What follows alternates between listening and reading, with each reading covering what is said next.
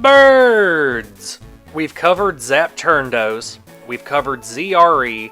What is the next step in the development of this Zapdos deck? Well, we'll be following the progression so far, where instead of blasting out the gate on turn 2 but leaving yourself vulnerable in the late game, we move to a more stable version that could be explosive in the early game if you had the opportunity, but didn't mind getting a little bit behind in the early game so that you could go super hard in the mid game. Well, now we're looking at a version of Zapdos that doesn't really do much until the late game. Electrode EX is out, it's too risky of a move to give your opponent 2 prizes, and it can really struggle against single prize decks, so we're just gonna stick to our 1 energy per turn, build up a board, all towards a succession of finishing moves late in the game. So then what exactly are we doing in the early game? Well, we got Kangaskhan in here. A chunky basic that's gonna draw you cards turn after turn. Not only is it gonna buy you some time to play your energy per turn and start building up a board, but that also frees up your trainer base to not be solely focused on drawing cards, which is what you see in most decks from this season.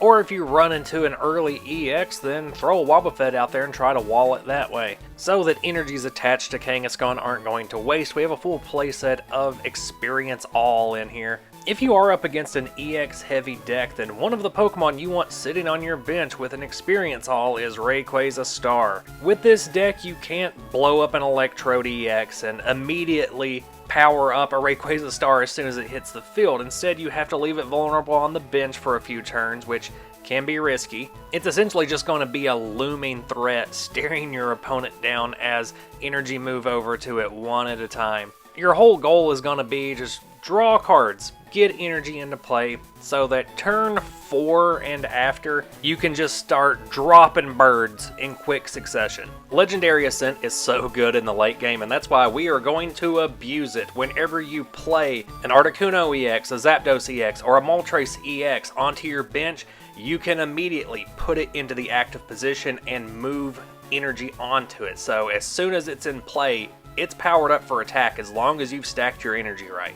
And you know, Moltres EX here doesn't have a completely devastating attack. It's only going to be dealing 60 damage, but you can also add some confusion on top of that while your opponent figures out how they're going to deal with this 110 HP basic Pokemon out of nowhere. On their next turn, it's going to be hard for them to completely knock out your Moltres EX. If they get some damage on there, that's fine, because on your next turn, you're just going to slap down another bird and move a completely new, fully powered threat into the active position for your opponent to deal with. Rinse and repeat. That's the deck. Draw a bunch of cards in the early game, stall as much as you can, and then unleash an onslaught of birds. In 2005, Chris McGiven piloted this Birds deck to win the UK National Championship. His version played a playset of Zapdos EX and a playset of Moltres EX because their energy types synergized and matched that of Rayquaza Star, which could be extremely powerful in this metagame. But if you really wanted to, you could cut the EX hate from this deck. If you don't anticipate playing against big EX decks or you're not worried about them,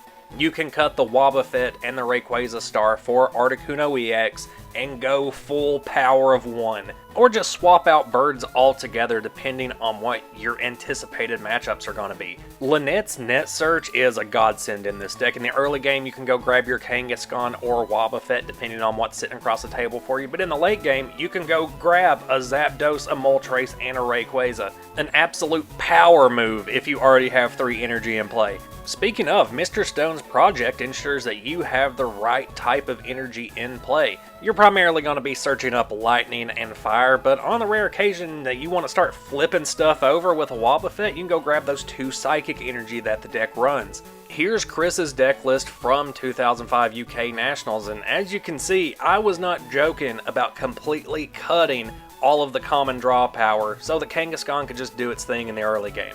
What the deck is looking to do is simple enough that you really just need a card that gets your Pokemon and a card that gets your energy. As long as you're drawing into those with Kangaskhan, you're good. Scott was almost a cheat card because it just allowed you to go get whatever supporter you wanted to play next turn, and then also a Battle Frontier, which was useful to grab as soon as you saw a Pidgey hit the table, but also just as a counter stadium. Even if your Battle Frontier wasn't going to do a damn thing, it's still better to have that in play than a Desert Ruins when you're trying to pilot this deck. It's not like all of these Zapdos decks are pillars of either or choices though. You can find middle ground that works best for you. Maybe you want a version of Birds that has Articuno but also includes Electrode. Or you also throw in Rayquaza EX so that you can take advantage of the Fire and Lightning synergies. Wherever you fall on the Zapdos spectrum, let me know down in the comments. This is the last video in the 2005 playlist for now.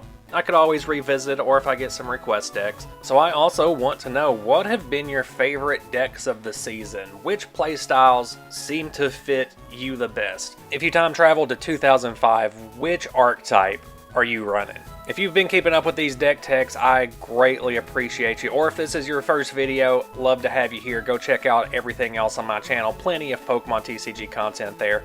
The 2005 season may be over, but I'm not going anywhere, so I'll see you on the next one.